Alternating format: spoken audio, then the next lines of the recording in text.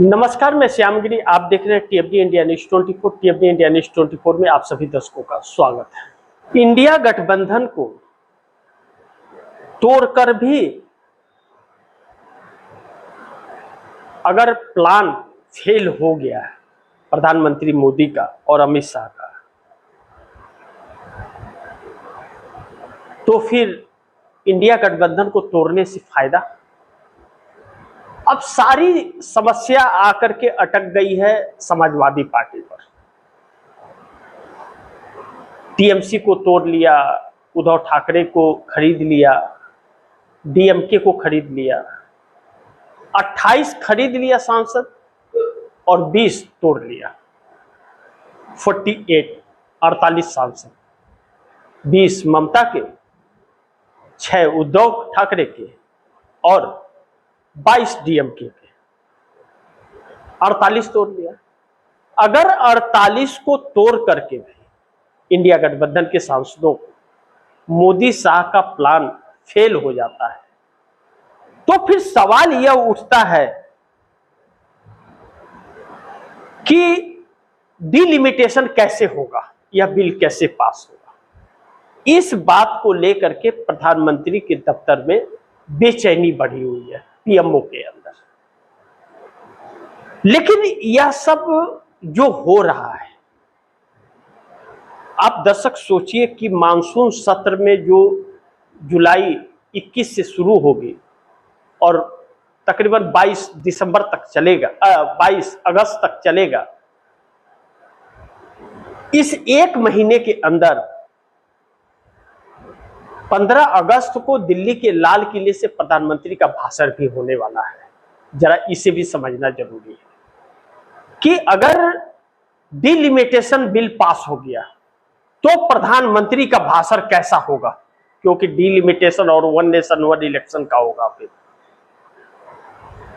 One nation one election के जरिए पूरे देश पर कब्जा करने की चाहत है और इंडिया गठबंधन को तोड़ने में सफल हो चुके हैं। लेकिन इन सब के लिए उसके पहले समाजवादी पार्टी का टूटना जरूरी है। समाजवादी पार्टी के तकरीबन 25 से 26 सांसद तोड़ने पड़ेंगे। यह सपना तभी पूरा होगा, नहीं तो पूरा प्लान फेल हो जाएगा। और समाजवादी पार्टी अभी तक टूटी नहीं है, सिर्फ चर्चाओं में है। लेकिन अखिलेश यादव का रंगढंग जो है वह संकेत शुभ नहीं दे रहा है। यानी कि अखिलेश यादव की डील भी कुछ न कुछ तो है और चल रही है, जो आने वाले वक्त में वह भी उसी तरफ जा सकते हैं। तो देश की राजनीति किस दिशा में जाएगी।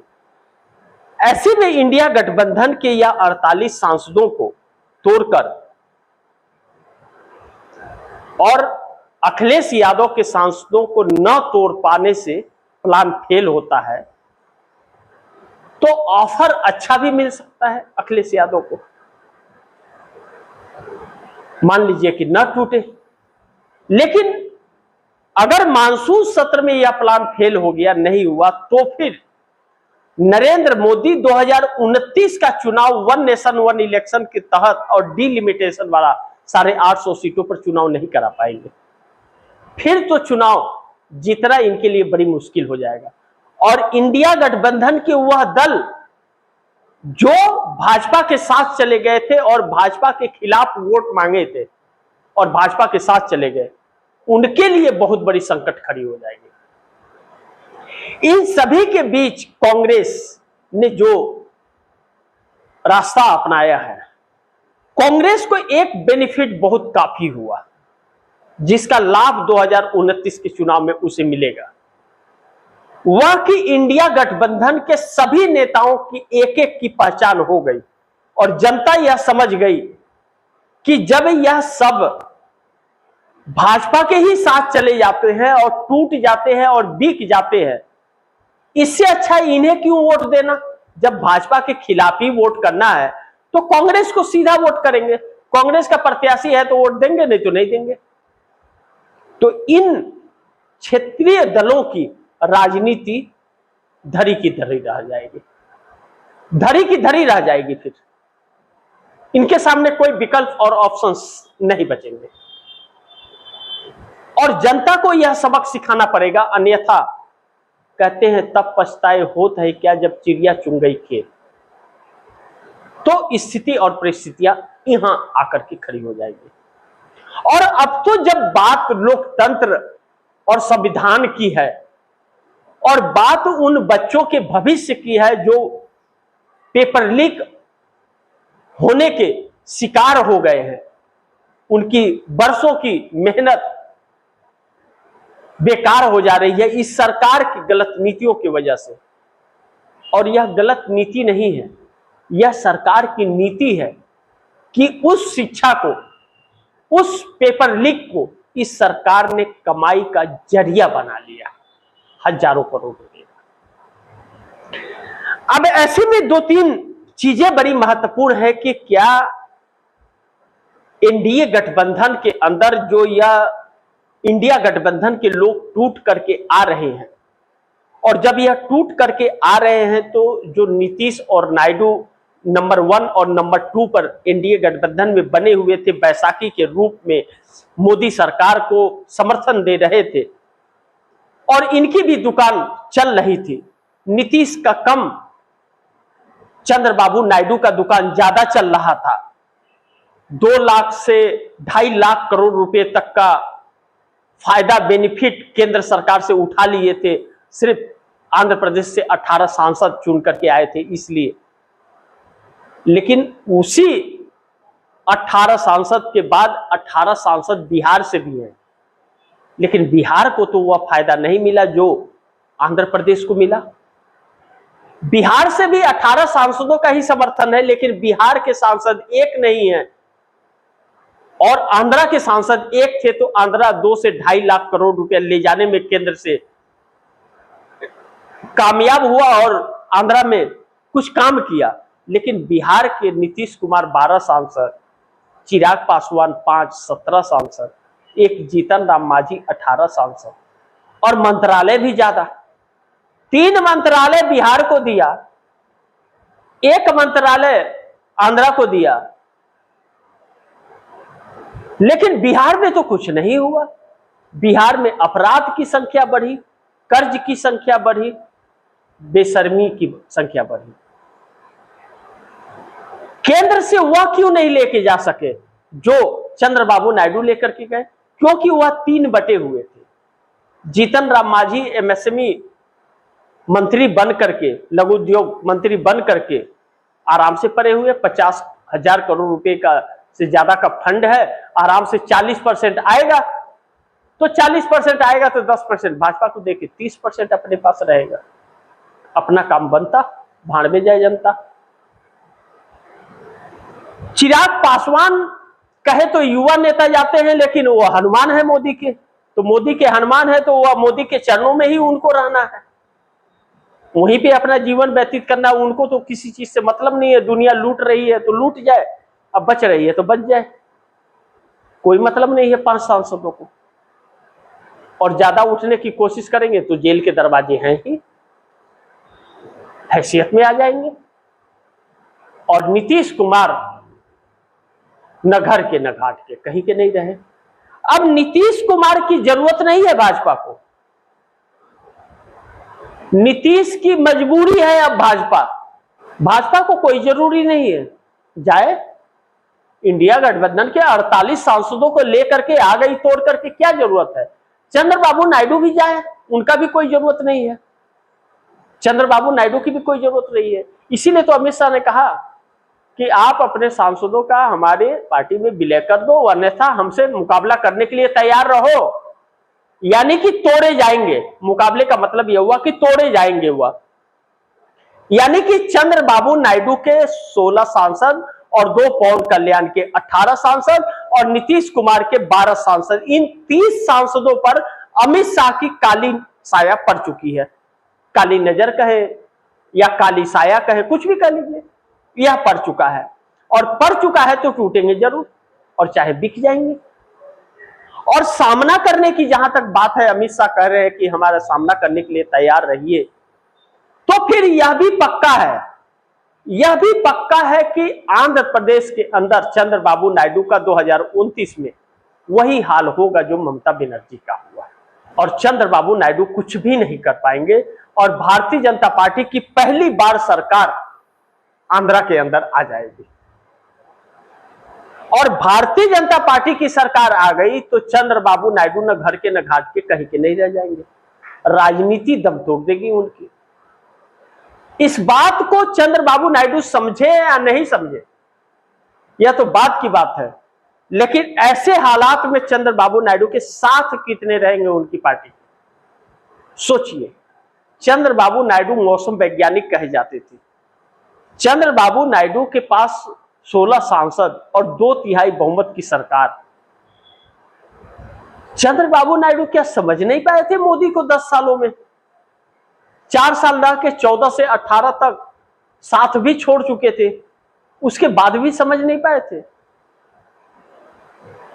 हालांकि चंद्रबाबू नायडू को हर कोई जानता है 360 करोड़ रुपया कौशल विकास परियोजना के तहत घोटाले का आरोप था, लेकिन 52 दिनों तक जेल में भी थे। भारतीय जनता पार्टी से समझौता करने के बाद ही जेल से निकले हैं, तो जाएंगे कहां? फिर जेल जाना है क्या? यानी कि आंध्रा को गुलाम चंद्रबाबू नायडू ने मोदी का बनवा दिया, और बिहार को गुलाम नीतीश ने भाजपा का बनवा दिया।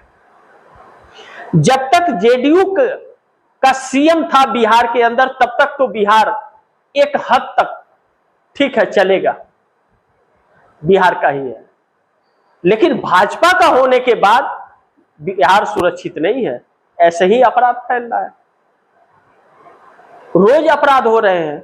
आईएएस अफसर 40% लेकर के तबादले किए जा रहे हैं, लेकिन हासिल कुछ नहीं हो रहा है। भाजपा आरएसएस का घर भर रहा है, तो जनता का क्या? अब ऐसे में जब इंडिया गठबंधन को तोड़ने के बाद और टूटने के बाद जब कुछ बचा नहीं इंडिया गठबंधन का नाम मुंह निशान, तो कांग्रेस इन सभी का मुकाबला कर रही है। पहले भी कर रही थी, साथ रह करके भी लोग साथ नहीं थे। कांग्रेस अकेले मुकाबला 24 से कर रही थी, और इनके टूटने के बाद भी अकेले मुकाबला कर रही है। तो कम से कम अब जनता के बीच तो जाकर कहेगी, देख लो सब बिकाऊ निकले, आपने वोट दिया था ना उन्हें, सब आपने भाजपा के खिलाफ दिया था वोट, सब बिक के चले गए पैसे के लालच में। तो जनता फैसला करेगी कि उन बिकाऊ को और टूटने वालों को क्यों दे वोट, डायरेक्ट कांग्रेस को ही दे दे। और इस बार कांग्रेस एकल चलो की राजनीति अपनाएगी और अकेले चुनाव लड़ेगी आने वाले वक्त में, ऐसा भी प्रतीक हो रहा है, क्योंकि अब भरोसा नहीं रहा किसी पर। सब एक ही थाली के निकले, कंप्रोमाइज वाले, और देश को एक ऐसे हालात में लाकर के खड़ा कर दिए हैं, आगे कुआं और पीछे खाई है। लेकिन इस बीच राहुल गांधी की जो सक्रियता है और जिस तरह से राहुल गांधी आगे बढ़ रहे हैं, नीट पेपर लीक हो या किसानों की समस्या हो, चाहे बेरोजगारी का मामला हो, मजदूरों की मजदूरी हो, इन सभी मुद्दों को लेकर के जिस तरह से निकल रहे हैं राहुल गांधी, और लगातार इस पर काम करते आ रहे हैं और हर किसी के साथ जा रहे हैं, उससे भारतीय जनता पार्टी के खिलाफ एक माहौल बनाने में कामयाब हासिल हुए हैं। लेकिन दूसरी तरफ राम मंदिर का मुद्दा उठ जाना और आरएसएस को कर्नाटक सरकार का नोटिस चल जाना भी आरएसएस और भाजपा घेरे में आ गई है। आप दर्शकों को याद होगा, 2 दिन पहले मैंने बताया था मध्य प्रदेश के अंदर मोहन यादव, रिमोट कंट्रोल वाले सीएम, एक बड़े घोटाले को अंजाम दिया उन लोगों ने। बड़ा घोटाला का पर्दाफाश हुआ, पहली बार नहीं है, लगातार यह चीजें सिलसिला चल रही है, सिर्फ लूट ही मची है। जो कर्ज लिए गए हैं, लाखों करोड़ का कर्ज है, वह सब लूटे हुए हैं लोग, पैसे सब भाजपा वाले खा बैठे हैं। कोई मध्य प्रदेश में कुछ हुआ थोड़ी है, कुछ भी नहीं हुआ है। गांव देहातों में जाकर के देखिए तो जो हालात है, आपको रोना आएगा। कहीं पानी नहीं है तो कहीं कुछ नहीं है तो कहीं कुछ नहीं है, और प्रोजेक्ट खूब चल रहे हैं और धन लूटे जा रहे हैं 40% कमीशन। तो यह घर भरने आए हैं, देश चलाने थोड़ी आए, तो लूट रहे। जो 70 सालों में हुआ था, इन लोगों ने 12 सालों में उसे लूट कर खत्म कर दिया, और फिर भी कुर्सी की चाहत नहीं छोड़ रही है, छोड़ेगी भी नहीं, नेताओं की कभी नहीं छूटेगी।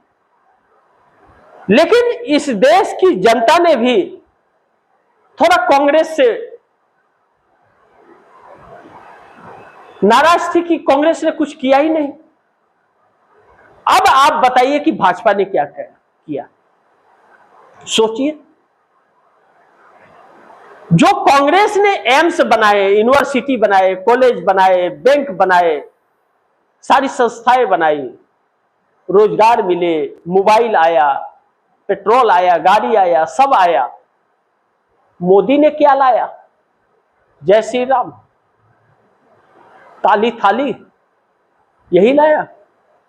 आप बताइए कि क्या लाया? मेडिकल कॉलेज लाया, एम्स लाया, एयरपोर्ट लाया, क्या लेकर के आया? जो था सब बेच खाया।